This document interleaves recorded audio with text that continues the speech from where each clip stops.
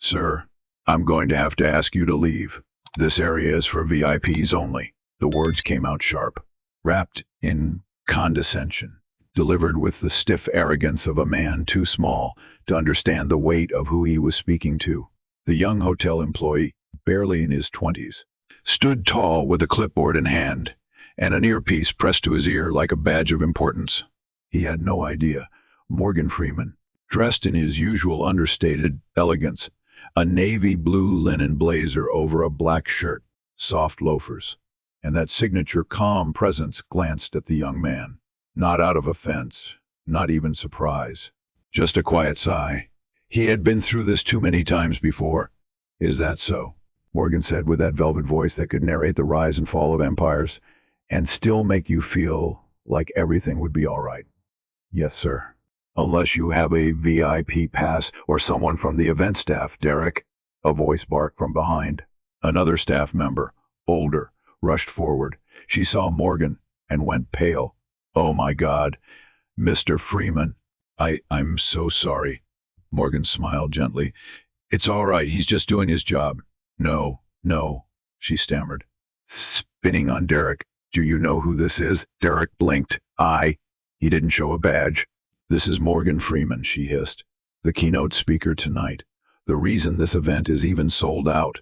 Morgan chuckled softly. Don't be too hard on him. He's guarding the VIP area like it's sacred ground. Maybe you should give him a raise. Derek's face flushed crimson. He stammered. I'm so sorry, sir. I didn't recognize you. That's all right, Morgan said again. He looked at the young man, his eyes kind but piercing. But next time, maybe lead with a little more respect. You never know who you're talking to. That moment, as small as it seemed, exploded online. Someone had caught it all on their phone. The video went viral within hours. The internet lit up with commentary. How do you not recognize Morgan Freeman? That employee must be crawling under a rock right now. Mr. Freeman handled it like a true king. But behind the grace, behind that calming voice, Morgan felt something.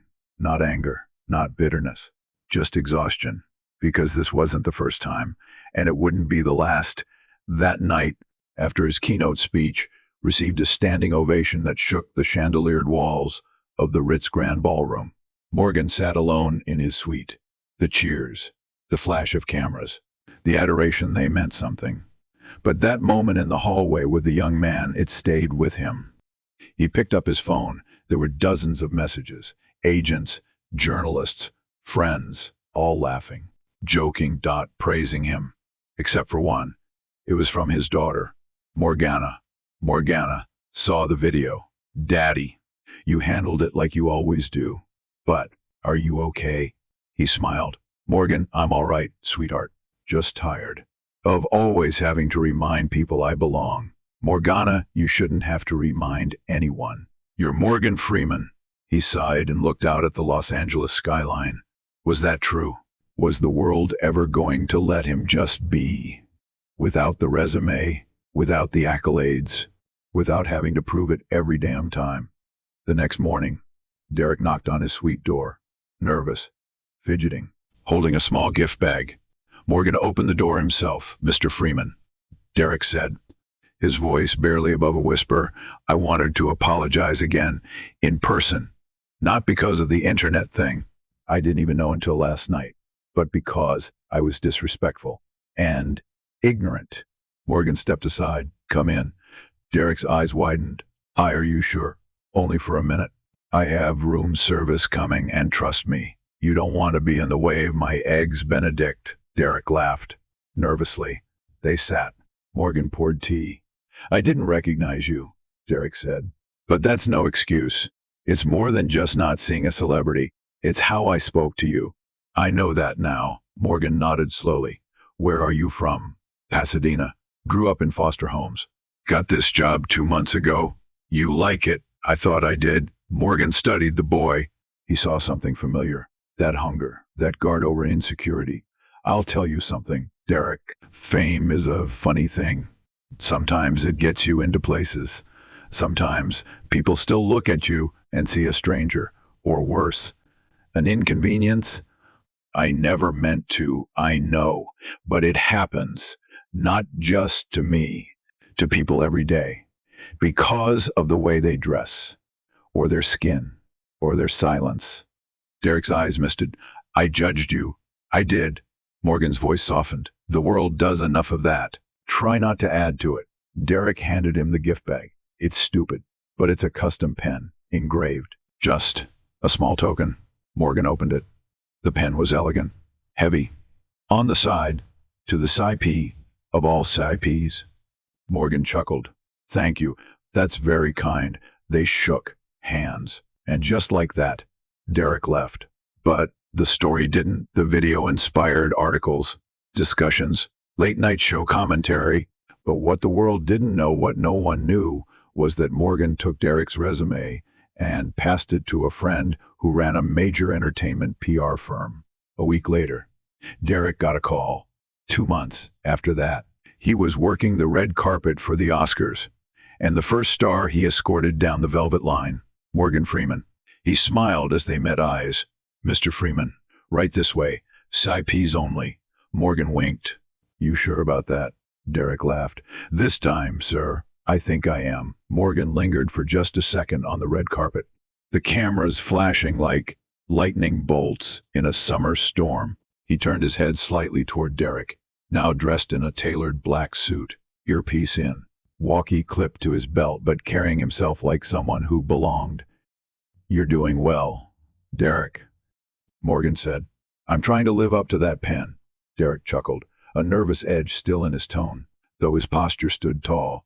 Morgan gave him a warm nod before heading toward the interview line. As the reporters swarmed him with questions about his new documentary, none of them knew that the moment he kept remembering was that quiet apology in his hotel room, not the stage, not the applause, not even the awards. Later that night, after the ceremony, Morgan attended a private dinner held in his honor.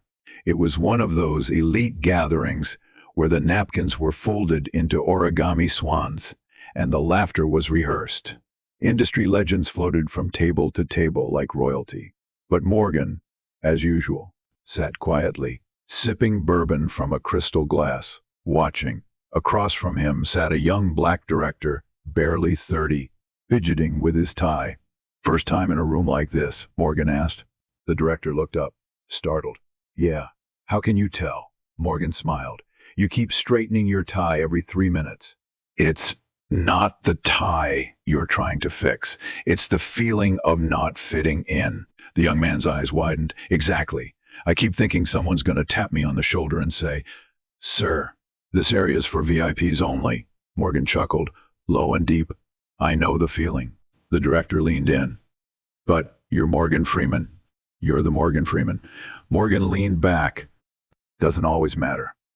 I've walked into spaces where I wasn't expected to exist, where the assumption wasn't just that I wasn't the VIP, it was that I couldn't possibly be. The young man nodded slowly. So what do? Morgan looked at him, the lights of the city casting a faint glow over his face. You stay. You don't shrink. You don't bark. But you don't back down either. You stay. And you change the room by refusing to let it change you. The conversation haunted the young director for weeks, inspired him. He later shared it in a viral post. And the world, once again, fell in love with Morgan Freeman's quiet strength. But behind every viral quote, behind every applause line and internet praise, was a truth that never made headlines. Morgan Freeman got tired of smiling through ignorance, of brushing off slights that left invisible bruises, of being legendary but still questioned. Weeks later, Morgan flew to Atlanta for a speaking engagement at a university. A storm rolled in that night, and the airport was chaos. Delays, rebookings, lines that stretched endlessly.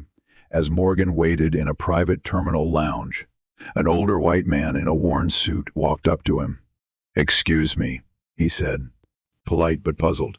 You waiting for the Delta flight to Atlanta? Yes, Morgan said calmly. The man hesitated. Are you Morgan Freeman? Morgan nodded. My wife will never believe this. The man laughed. Can I get a photo? Morgan agreed, smiling politely. though his eyes were heavy with the kind of exhaustion only time could give. As they took the photo, a group of businessmen across the lounge pointed and whispered. One of them, a brash man with slicked back hair and a Rolex that practically screamed for attention, approached with swagger. "Hey man," he said to Morgan, holding up his phone without asking. "Big fan. Do that." God voice. "You know the one." Morgan stared at him. The man grinned. "Come on. Just say something biblical. Like, let there be light. That'd be dope." Morgan's face remained still. "I'm not a jukebox," he said softly. The man chuckled. "Come on. No need to be uptight. You're famous. We love you, da bro." "I'm not your bro," Morgan replied. Voice lower now. There was an edge to it. Not anger, not threat, just a wall. The man blinked, uncomfortable now. "Okay, damn. Just trying to have fun." Morgan looked away. The man walked off, muttering, "Celebrities these days think they're gods or something." And that moment it didn't go viral. No one filmed it, no trending hashtags, no TikToks. But Morgan remembered it because those were the moments that chipped away the slowest, quiet disrespect under the mask of admiration. The demand to perform, to entertain, to forget humanity. That night, on the flight, Morgan sat in the window seat. The lights dimmed, the cabin quiet, and he pulled out that engraved pen from Derek, ran his fingers over the words. "To the VIP of all CIPs." He smiled, bittersweet. "Maybe one day," he whispered. Back in LA, Derek was rising fast. No longer a background employee. He was now managing talent logistics for events across the city. And every time someone handed him a list of important people to watch for, he added one extra name: Morgan Freeman. Not because he had to, but because he wanted the next version of himself, the next nervous kid with a clipboard to know better, to be better. And then came the real test. A year later, the World Culture Summit. Hundreds of world leaders, artists, activists, thinkers gathered in DCAT, the Jefferson International Center. Morgan Freeman was scheduled to deliver the final address of the night, a reflection on unity, humanity, and legacy. But when he arrived early, unannounced, without an entourage, a security guard at the side entrance stopped him. "Sir, press and guests use the other entrance." Morgan smiled. "I'm one of the speakers. Sorry, sir. This entrance is for VIPs only." Morgan paused. The guard, young, black, that serious, looked him over. "Sir, please. I'm just doing my job." Morgan didn't get angry, didn't raise his voice. He reached into his pocket and pulled out a small leather ID wallet. It had a single laminated card with the event logo and his name in bold. The guard looked at it, eyes widened, jaw clenched. "Mr. Freeman, I'm so sorry." Morgan nodded. "It's okay. But may I ask you something?" "Yes, sir." "Why did you assume I wasn't on the list?" The guard hesitated. I didn't mean it like that." "But you did," Morgan said gently. "And I want you to think about why." The guard looked down, ashamed. Morgan put a hand on his shoulder. "We all have biases, even against our own. Recognizing them, that's the first step." The guard swallowed hard. "Thank you, sir." And Morgan walked in. That night, he delivered a speech that was more than just eloquence.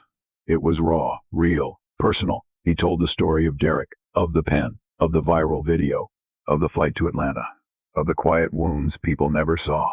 He ended with this: "I played presidents, prisoners, saints, God. I've narrated life, death, and everything in between. But the hardest role I've ever had to play is myself, in a world that often doesn't recognize me, or worse, pretends not to." There was silence, then thunderous applause. Not just because it was powerful, but because it was true. After the event, as he walked back through the hallway toward his car, he passed the same security guard.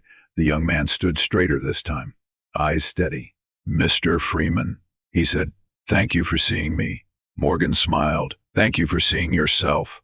As he stepped into his car, his assistant handed him a small envelope. "This just arrived for you. Messenger delivery." Morgan opened it. Inside was a letter. It read, "Dear Mr. Freeman, I got the job. At the film school, I never thought someone like me would be seen, but you did. You always do. Thank you. I'll never forget that day at the hotel. Derek Morgan folded the letter, closed his eyes, and for once, just once, he didn't feel tired, because maybe, just maybe, the world was learning, one person at a time, and somewhere, in another part of the country, a young man with a clipboard was learning to ask not who someone was, but how they made people feel. And Morgan Freeman, he wasn't just the VIP, he was the mirror, the voice, the reminder that dignity doesn't need a pass. 2 months later, Morgan received an invitation in the mail, gold trimmed, and addressed in pen. The seal on the front read, Palisade School of Film, Annual Visionaries Gala. Inside, a personal note, Mr. Freeman. It would be the honor of our lives if you would attend this year's Visionaries Gala as our special guest.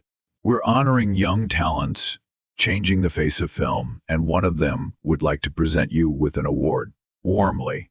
Dean Albright. Attached was a smaller card, folded like a secret. He says he owes everything to a conversation in a hotel suite. Name's Derek. Morgan chuckled. Of course it was. He cleared his schedule, not because it was a gala, not because there'd be cameras or champagne towers, but because it was Derek. The night of the event arrived. The venue was beautiful, an old theater converted into a cinematic cathedral, red velvet curtains, ornate balconies, and a screen that once projected Chaplin, now glowing with portraits of students. Morgan walked in through the front entrance this time. He wore a charcoal gray suit. No entourage, no announcement. Just him. And somehow, everyone noticed. A hush followed him as he moved through the crowd, not from fear, but reverence. Backstage, Derek paced nervously in a crisp navy suit. He'd cut his hair since they'd last met and wore glasses now, not because he needed them, but because they made him feel stronger, wiser, like the person he wanted to be. His instructor stepped over and whispered, "He's here." Derek froze. "Are you sure?" "He's sitting front row, dead center." Derek swallowed hard. "I don't know if I can do this." "You already did," she said. "You just need to finish it." Moments later, the lights dimmed. The gala began. Speeches were made, awards handed out. Laughter and applause filled the room. Then the host stepped to the mic. "Our final recognition tonight goes to a man whose quiet dignity has transformed not just film but lives. He is the voice of wisdom, the embodiment of grace, and tonight, the heart of this gala. Please welcome Mr. Morgan Freeman." Thunderous applause, a standing ovation before he even rose. Morgan stood slowly, smiling humbly, and walked toward the stage. But before he could reach the stairs, the host raised a hand. "And to present this honor, someone whose story reminds us all why we need role models, not just on the screen, but in the real world. Mr. Derek Moore." Morgan paused. The crowd turned. Derek emerged from the side curtain, trembling but upright, holding a small glass sculpture shaped like an open book. He stepped to the microphone, adjusted it, and stared out into the lights. Then he saw him, Morgan, looking up at him, not with pride, but permission. Derek took a breath. "I used to think success was about knowing people," he began. Being connected, having power." He glanced down. "Then I met Morgan Freeman, and he taught me that real success, true greatness, comes from how you treat people. Especially when no one's watching. Especially when they can't give you anything in return." The room was silent. Derek's voice wavered. "I was the rude employee," he confessed. "I told Morgan Freeman that an area was for VIPs only. I didn't know who he was, and I didn't care to find out. But instead of humiliating me, he invited me in." He turned to the screen behind him. It lit up with a grainy still from the viral video. Morgan, smiling gently, with Derek mid-sentence beside him. People gasped. "That moment changed my life," Derek said. "Not because the internet saw it, but because he did. He saw me, and he believed I could be more." He walked to the edge of the stage, sculpture in hand, voice trembling now. "So tonight, Mr. Freeman, From the bottom of my heart, thank you. You didn't just make movies. You made me. Morgan climbed the stairs slowly. The entire room stood again. He reached Derek, placed both hands on the young man's shoulders, and leaned close. You did that all on your own, he whispered. No, sir. Derek whispered back. Not without you. They turned to face the crowd. Flashbulbs exploded. But for Morgan, the noise faded. What remained was something deeper, something real. Later, at the after-party, Morgan stood alone on the balcony, sipping iced tea, staring into the DC ski line. A voice joined him. You've changed my son's life, said a woman. He turned. Derek's mother, mid-50s, braided hair, proud eyes. Morgan smiled. He changed mine, too. She nodded. You didn't have to show him kindness. You're Morgan Freeman. But you did. Morgan looked out again. Fame doesn't make you more human. It just makes people forget that you already were. She wiped a tear. You reminded him what kind of man he could be. Just then, Derek stepped out. They're playing your scene from The Shawshank Redemption in there, he said. Everyone's quoting it. Morgan laughed softly. Which one? The one about hope. Morgan nodded. It's a good one. Derek stepped closer. You know, back at the hotel, when I first stopped you, I thought I was protecting the space, the VIPs. I didn't know I was standing in front of the very person the space was built for. Morgan looked at him carefully. And now, he asked. Derek grinned. Now I try to make every space feel like it's built for people like you, like me, people who've earned it, even if the world forgets. Morgan placed a hand on his shoulder. You've come a long way. So have you, Derek said. From God to hotel guest to legend. Morgan chuckled. Legend's just a fancy word for old. No, Derek said.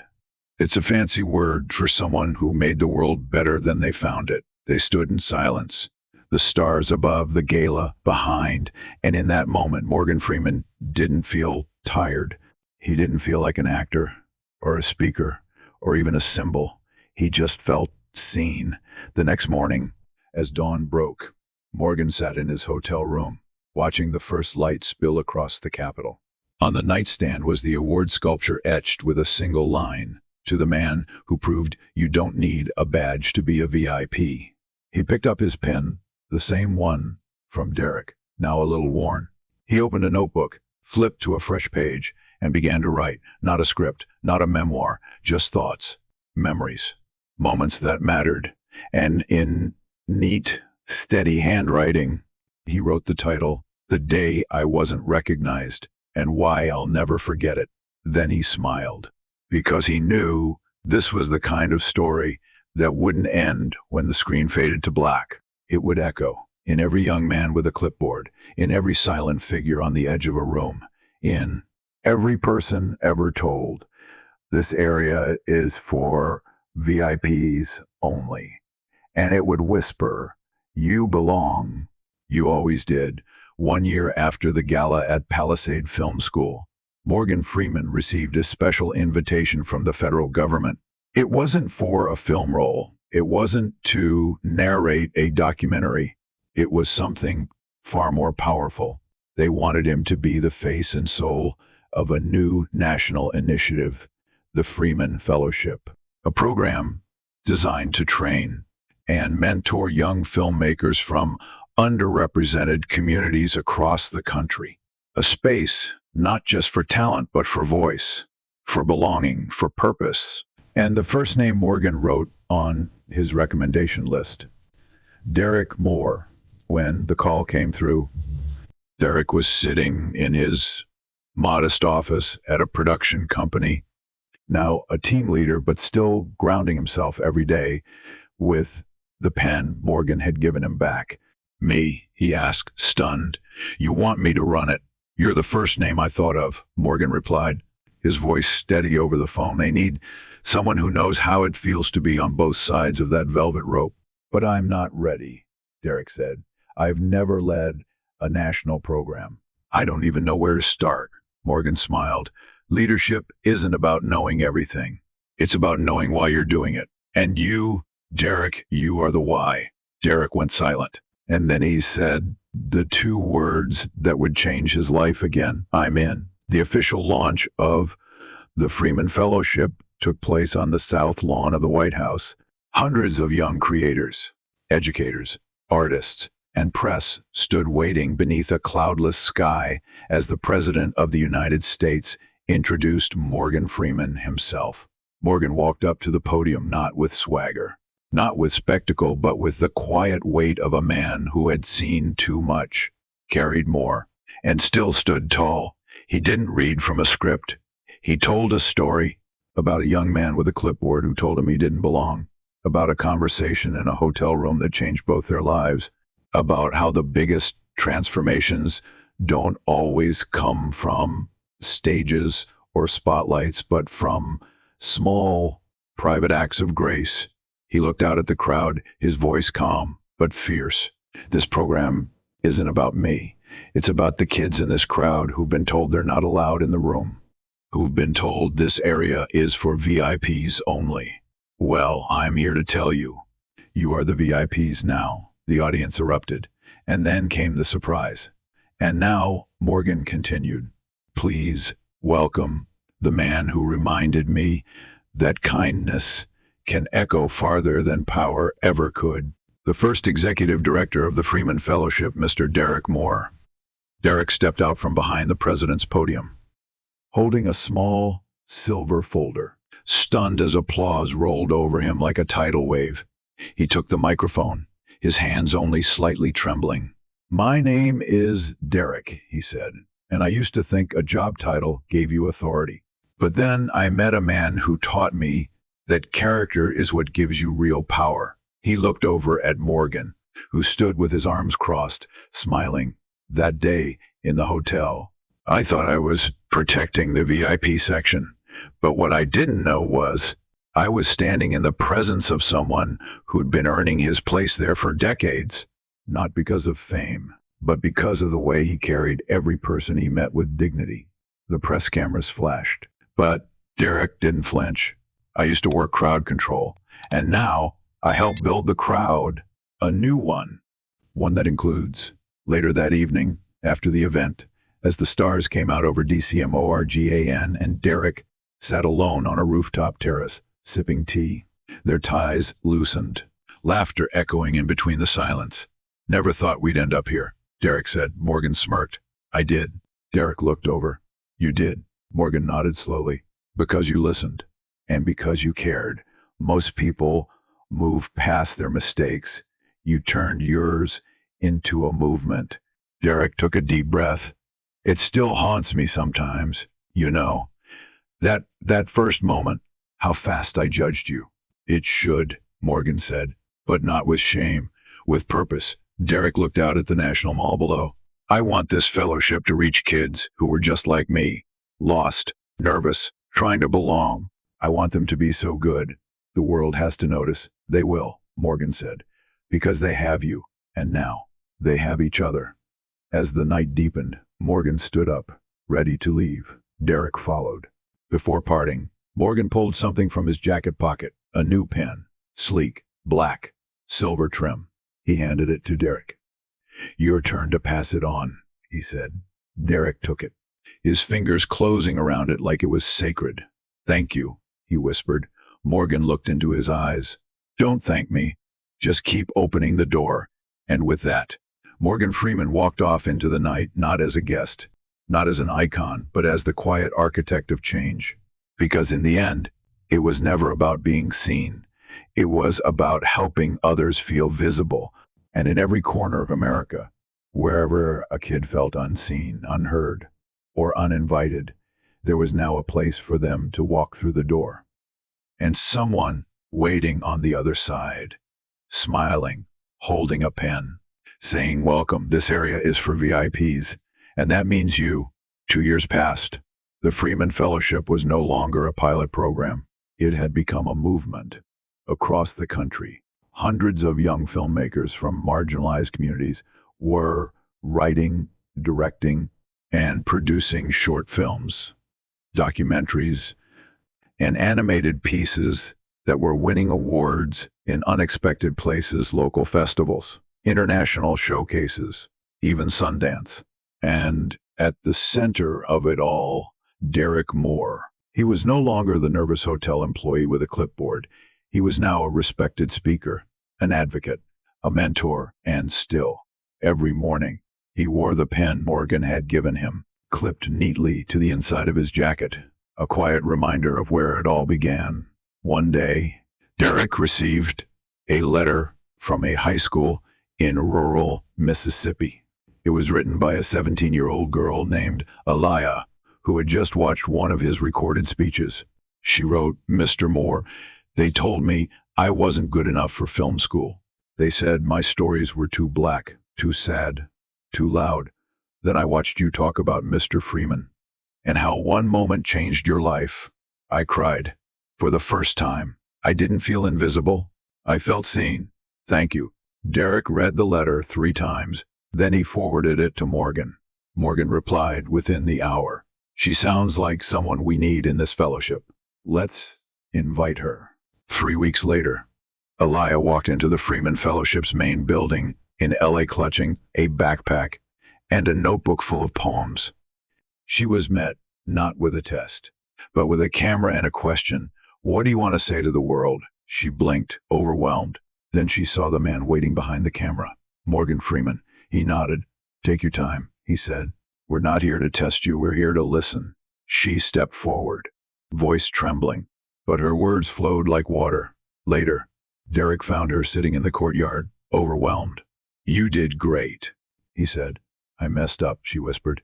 He handed her a copy of Morgan's memoir just published that year. On the inside cover, a handwritten note to Aliyah. "The world needs your voice, just as it is. You don't need to change to belong. Write what they're afraid to hear." Morgan Freeman, she cried. Not because of the signature, but because someone believed in her before she'd proven herself. That moment was quiet. No cameras, no headlines. But Morgan, sitting in his corner office upstairs, watched through the window. He smiled, nodded, and whispered to himself, "She'll be all right." That night, Morgan attended a small screening hosted by the fellowship. 15 students, 15 short films. He sat in the back, unannounced, unnoticed, until one of the films began, black and white. A hotel hallway. A young man with a clipboard. An older man standing silently. It was Aliyah's film, titled "The Man in the Hall." It reimagined that original encounter, not from Morgan's point of view, nor Derek's, but from a third eye.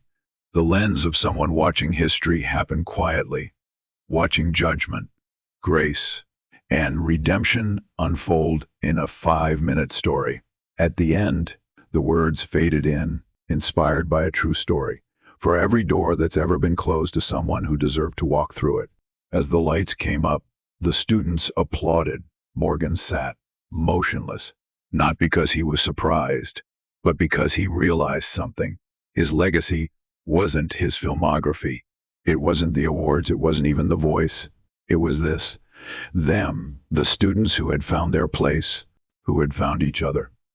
After the screening, Aliyah approached him, hands trembling. Did you like it?" He looked her in the eyes, tears silently resting on his lower lids. "I didn't like it," he said. "I loved it." She exhaled, half crying, half laughing. "I was scared to tell that story." Morgan leaned in.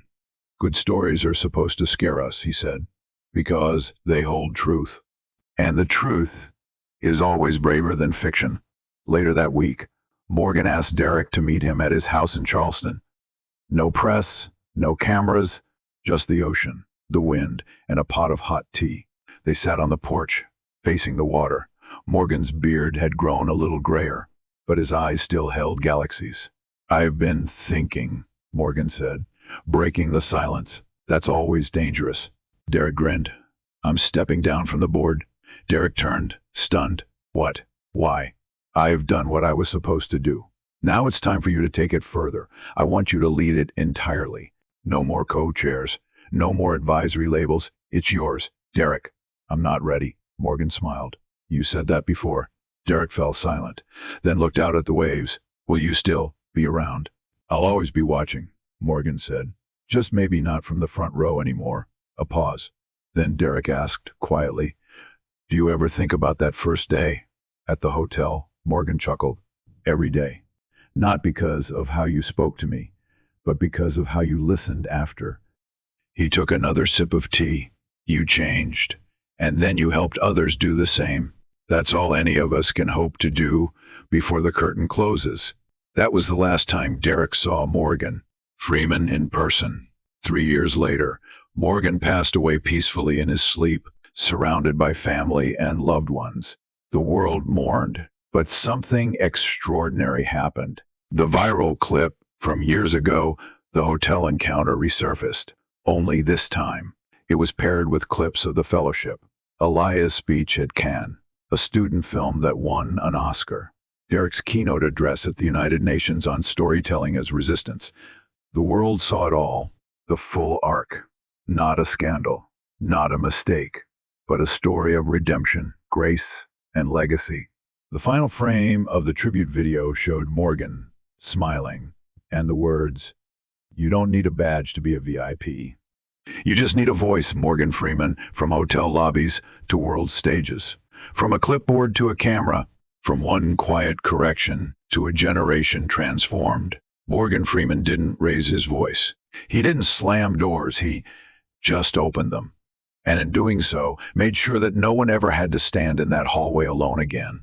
A year after Morgan Freeman's passing, the Freeman Fellowship hosted a memorial event, not in a grand theater, not on a red carpet, but in a humble auditorium built in South Central Los Angeles. Wooden chairs, bare walls, a projector held together by duct tape, but every seat was full, and the air buzzed not with sorrow, but gratitude. Derek Moore stood center stage. He looked older now, not in years, but in weight, in wisdom. The pen still rested in his jacket, the one that started it all. Behind him, a simple black screen bore a single line in white text, "To the man who saw us before the world did." Derek's voice cracked as he began. "When I met Mr. Freeman, I thought I was someone important because I had authority. He reminded me that real power comes from how you treat the people who don't need to impress you." He looked out into the crowd. Students, young filmmakers, kids who had once been invisible, now carrying cameras, telling stories, filming change. In the last few years, our students have won Emmys, Oscars, but more importantly, they've gone back to their communities, opened media centers, started art programs, mentored the next generation. That is Morgan Freeman's legacy. He turned to the screen. "Tonight, we dedicate something permanent." A new clip began to play. It showed Morgan through the years, his laugh, his quiet way of listening, clips of his films. Yes, but more importantly, clips of him after the takes, talking to crew members, helping interns fix their slates, bringing chairs to extras who had nowhere to sit. And then the last image, Morgan standing in that hotel hallway years ago. As Derek first blocked his path, the image froze, fade to black. Then the Freeman Institute for Human Storytelling opening fall. Built in the exact hotel where it all began. Every hallway open, forever. The audience gasped, some cried, some clapped, but all stood. Later that night, as the guests filtered out, Derek remained alone in the auditorium. Just him and the silence. He walked to the stage, sat on its edge, pulled the pen from his coat, looked at it, and finally, after all these years, he took it off. He placed it gently on the wooden stage floor, because now he no longer needed it to remember. Morgan Freeman wasn't gone. He was everywhere, in every story told, in every voice uplifted, in every door opened by someone who used to be kept out. A quiet knock echoed through the auditorium. Aliyah stepped in. She held a small envelope in her hands. "It was sent to me," she said. "No return address. But I think it was meant for you." Derek opened it. Inside was a note. Old paper. Familiar handwriting. "Derek, if you're reading this, I'm probably somewhere in the stars by now. But that's all right. You were always meant to be the one who kept it going. Just one favor. Son, when the next kid blocks your path, don't be angry. Smile, pause, teach. Because maybe they'll be you someday. And, someone will be waiting on the other side, ready to believe in them. Morgan Derrick folded the letter, sat for a long time, then stood and whispered into the empty room, "I'll keep it going." The lights dimmed. The screen faded in once more. No music. Just words, dedicated to Morgan Freeman. Not because he was famous, but because he made everyone else feel like they mattered. Fade out.